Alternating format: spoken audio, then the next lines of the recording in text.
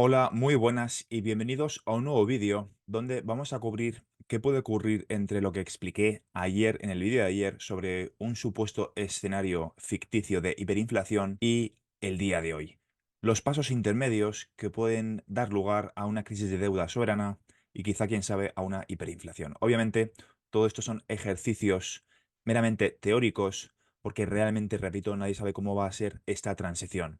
Estamos intentando adivinar un proceso que es muy complejo y dependiendo de a quién escuches, dependiendo de a qué analista escuches, te vas a encontrar argumentos y teorías económicas completamente diferentes. Y de hecho, para cada teoría hay argumentos muy sólidos. La idea es simplemente intentar adivinar cómo va a ser este proceso.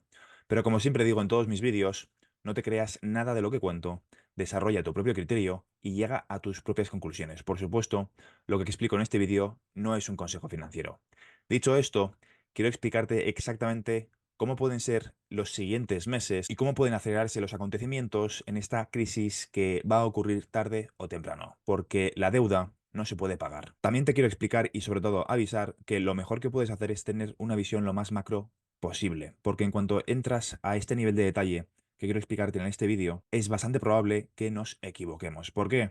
Porque no tenemos una bola de cristal. Es muchísimo más fácil intentar adivinar tendencias macro, como por ejemplo que vamos a entrar en la digitalización del dinero sí o sí, que intentar adivinar qué va a ocurrir exactamente en los próximos 6 meses. Y esto, lo que voy a explicar en este vídeo, no significa que vaya a ocurrir ya, sino que puede ocurrir sobre un periodo de tiempo X que desconocemos, y lo importante no es acertar el timing, sino los pasos intermedios antes de que se reinicie la economía en un formato 100% digital con tecnologías de contabilidad distribuida. Que por cierto, si es la primera vez que ves este vídeo, aprovecha para suscribirte, dale a like, comentarlo y compartirlo con tus seres queridos porque vamos a analizar una teoría que está bastante extendida en Estados Unidos, pero que en los países de habla hispana no lo está tanto. Y aprovecho también para recordarte que si quieres que cree contenido en esta línea en un formato más horizontal, ponme en los comentarios y crearé más vídeos en esta línea. Dicho esto, vamos a analizar exactamente cómo puede ser esa transición y en qué consisten los pasos. Hemos discutido muchísimas veces, de hecho en el vídeo de ayer le dedico bastante tiempo al proceso de hiperinflación. Pero este proceso donde la divisa del dólar o incluso el euro acaben valiendo cero va a pasar por etapas intermedias. Y la siguiente teoría que te quiero explicar consiste en que Estados Unidos, el dólar en concreto, antes de que termine de devaluarse completamente, va a hacer justo todo lo contrario. Va a robustecerse. Y esto puede parecer algo muy contraintuitivo, porque si miramos las gráficas y miramos la cantidad de dinero que han impreso en los últimos años, podemos pensar que va a ocurrir todo lo contrario. Sobre todo cuando se ha iniciado el proceso de desdolarización. Y aquí es donde está lo interesante. Porque es que Estados Unidos no es el único que ha hecho esto. Europa ha hecho exactamente lo mismo y muchísimos otros países han estado devaluando constantemente sus divisas, han imprimido muchísimo dinero. Y esto básicamente significa que si todos devalúan su dinero de forma constante y de forma simultánea, las diferencias no se notan tanto. Esto no es exactamente así y ahora te voy a explicar por qué. Estados Unidos tiene el privilegio de poder imprimir tanto dinero y de que no afecte tanto a su inflación por una razón, porque hay muchísima demanda de dólares, tal y como lo oyes. Aunque estemos en mitad de un proceso de desdolarización, hay algo que no se puede cambiar y son las deudas en dólares. Es decir, lo que determina la inflación no solamente es la cantidad de dinero que se imprime, sino la cantidad de dinero que el mercado es capaz de absorber. Y en el caso de Estados Unidos, el mercado necesita muchísimos dólares. ¿Por qué? Pues por esta razón que tienes ahora mismo en pantalla. El sistema financiero mundial se enfrenta a 65 billones de dólares en deuda oculta en dólares. Billones en castellano, en inglés trillones. Esta noticia es del 11 de enero de 2023. Hay 65 billones de dólares en deuda en dólares no registrada en bancos en la sombra en todo el sistema financiero mundial. Para que nos hagamos un poco a la idea de lo mareantes que son estas cifras, el PIB mundial es de 104 trillones. Trillones en inglés, billones en castellano. La deuda reconocida en dólares hace apenas 2 años era de un torno a unos 20 trillones de dólares. A eso hay que añadirle que hace año y medio se descubrió que en dólares había una deuda de 65 trillones de dólares. Entre la deuda reconocida, que hace 2 años era de en torno a unos 20 trillones, y la deuda no reconocida, de 65, en total estamos hablando de más de 90 trillones de dólares en deuda. Es decir, de esos más de 90 trillones de dólares, vamos a suponer, vamos a imaginar que los intereses son un 2,5%. Eso significa que cada año el mercado necesita absorber más de 2 trillones solamente en intereses, sin pagar el principal. Y esto supone una serie de riesgos muy grandes. Riesgos no para Estados Unidos, sino para el resto de países. Este artículo del Foro Económico Mundial explica que hay dos ejemplos de cómo la volatilidad puede aumentar el riesgo en el mercado de divisas. En el primer caso, explica la volatilidad del tipo de cambio. Las fuertes oscilaciones del dólar pueden provocar una crisis de liquidez. De nuevo, lo digo en todos los vídeos y no me cansaré de repetirlo. Los problemas del sistema financiero actual son de liquidez. De hecho, es muy buen momento para recordar que la Reserva Federal de los Estados Unidos en el año 2020 redujo sus requisitos de liquidez al 0%. Como se anunció el 15 de marzo del año 2020, la Junta redujo los coeficientes de reservas obligatorias a 0% a partir del 26 de marzo del año 2020. Esta acción eliminó los requisitos de reservas para todas las instituciones depositarias. Y volviendo al artículo del Foro Económico Mundial, el segundo riesgo es la volatilidad de las tasas de interés de Estados Unidos. Las fluctuaciones repentinas de las tasas pueden significar costos mucho más altos para estas operaciones. Y esto que puede parecer muy complicado y puede que con estos dos ejemplos ya te haya perdido de forma definitiva, quiero explicarte exactamente qué significa para que lo entiendas de una forma muy sencilla. Para eso te quiero hablar del carry trade. El carry trade es una estrategia utilizada en el mercado de compraventa de divisas por la que un inversor vende una cierta divisa con una tasa de interés relativamente baja y compra otra diferente con una tasa de interés más alta. Es una forma de arbitraje financiero que está diseñado para explotar el resultado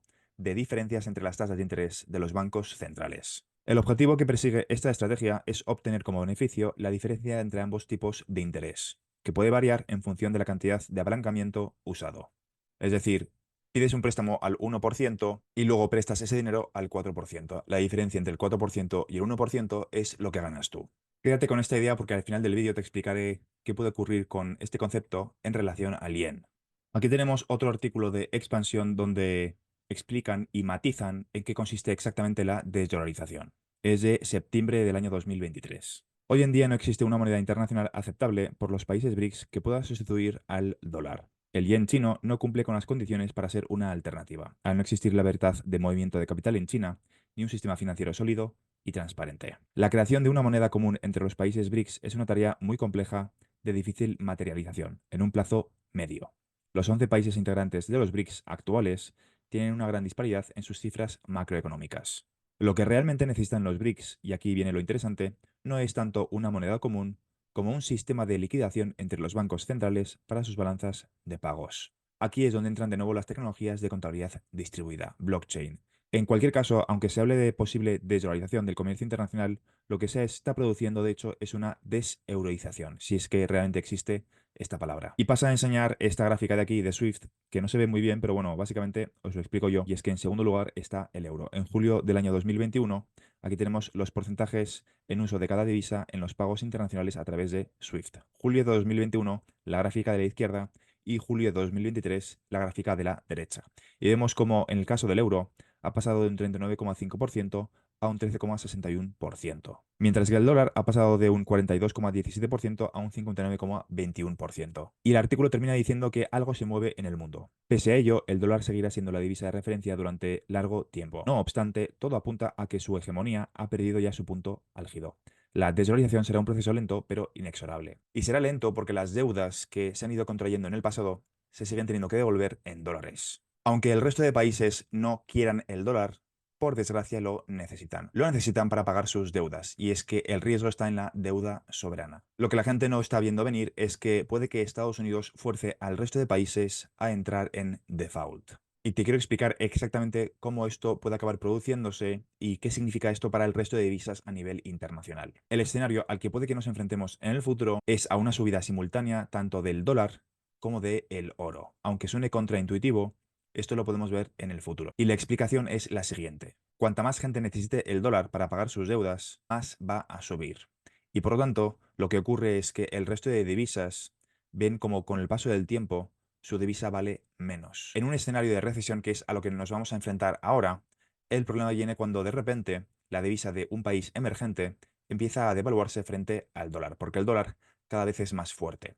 Eso significa que para pagar la misma cantidad de dólares que antes, tiene que imprimir más dinero, con lo cual su divisa se devalúa todavía más. Y entramos en un círculo vicioso, negativo, donde la población, los ciudadanos, empiezan a ver al dólar como un valor refugio porque el resto de países empiezan a devaluar todavía más sus divisas. Y lo hacen porque necesitan devolver las deudas que tienen contraídas en dólares. Y esto es muy malo para los países emergentes, que el dólar cada vez sea más fuerte, porque cuando están entrando en recesión lo que necesitan es que ocurra justo lo contrario, que el dólar sea barato. Y esta es la teoría del dollar milkshake, que consiste en que antes de que el dólar termine de valer cero, antes de que eso ocurra, lo que va a hacer es provocar un default en el resto de países a nivel internacional. Es cuando entraríamos en una crisis de deuda soberana y de divisas. El escenario al que puede que nos enfrentemos en los próximos meses es a una subida simultánea tanto del yen como del dólar como del oro. Y si empiezan a cambiar sus políticas monetarias, puede acabar ocurriendo exactamente lo mismo. Hay que poner el foco en el precio del oro,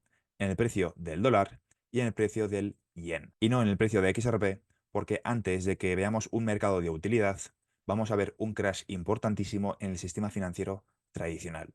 Y en este vídeo he intentado cubrir de una forma sencilla y probablemente me haya dejado muchas cosas, cómo puede ser esta transición, pero repito, entrar a este nivel de detalle no es muy bueno porque es muy fácil equivocarse. Nadie sabe con certeza cómo va a ser esa transición y simplemente estamos haciendo un ejercicio especulativo sobre cómo puede ser la transición hacia un sistema financiero basado en tecnologías de contabilidad distribuida. Y como muy bien explicaba el artículo de expansión, necesitan un sistema de liquidación entre bancos centrales para sus balanzas de pagos.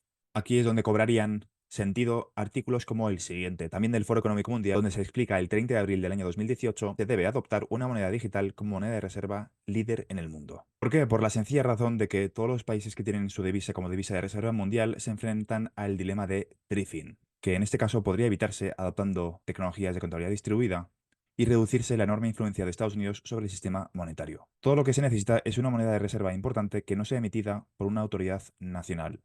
Alguna vez se suponía que el oro desempeñaría este papel, pero no pudo satisfacer la demanda de liquidez global y una reserva de valor. Una mejor opción son los derechos especiales de giro del FMI, que deberían convertirse en el principal activo de reserva del mundo. Algunos, entre ellos el ex gobernador del Banco Popular de China y el ex ministro de Finanzas colombiano, han abogado desde entonces por seguir adelante con ese plan. Sin embargo, los derechos especiales de giro no se utilizan lo suficiente como para servir como moneda de reserva internacional importante. Un obstáculo clave para los DEGs siempre han sido los intereses y prioridades geopolíticos de los bancos centrales emisores de reservas. Pero la llegada de las criptomonedas puede ofrecer otra manera. El sector privado puede trabajar directamente con los bancos centrales para crear un DEG digital, para utilizarlo como unidad de cuenta y depósito de valor. ¿Qué crees que están haciendo los bancos centrales? ¿Qué activos digitales crees que van a adoptar en el futuro para que cumplan esta función? Y si te tomas en serio un poco el sector de activos digitales y dejas de lado Bitcoin, te vas a dar cuenta que hay una serie de activos digitales que están directamente relacionados con el Fondo Monetario Internacional, el Banco Internacional de Pagos, la Reserva Federal,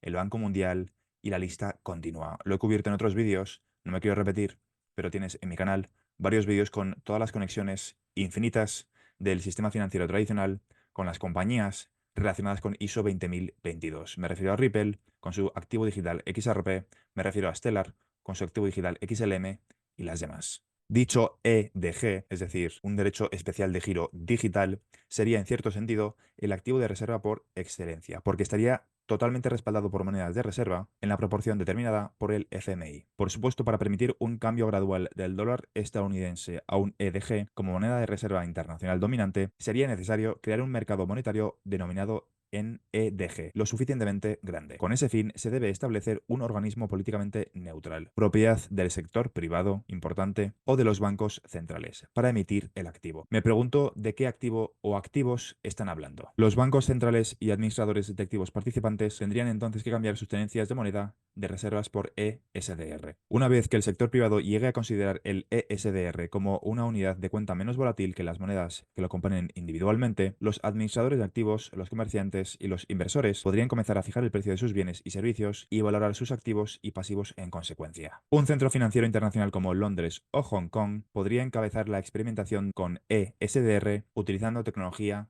blockchain. Te lo están diciendo, están creando este ecosistema desde cero porque necesitan, por motivos de estabilidad financiera, que un activo digital sustituya las funciones del dólar a nivel internacional.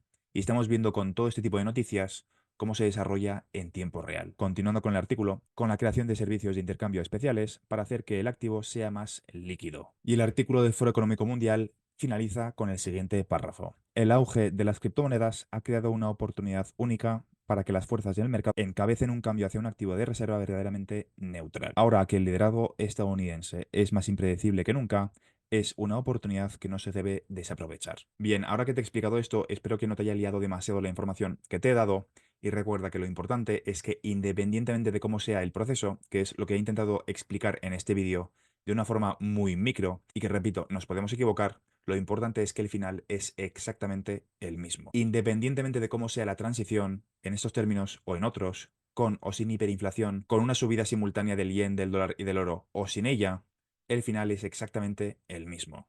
Un sistema financiero basado en tecnologías de contabilidad distribuida. Aprovecho también para recordarte que estamos cerca de lanzar un fondo de inversión en activos digitales. Como expliqué en el vídeo del otro día, la inversión mínima es de 150.000 euros o dólares y la permanencia recomendada es de 5 años. Si quieres delegar las funciones de invertir y tener exposición al sector de activos digitales, te dejo un link en la descripción del vídeo para que te pongas en la lista de espera. Si este vídeo te ha gustado y quieres que cree contenido parecido, ponlo en los comentarios y crearé más vídeos en esta línea. Esto es todo por ahora y nos vemos en el siguiente vídeo. Un saludo.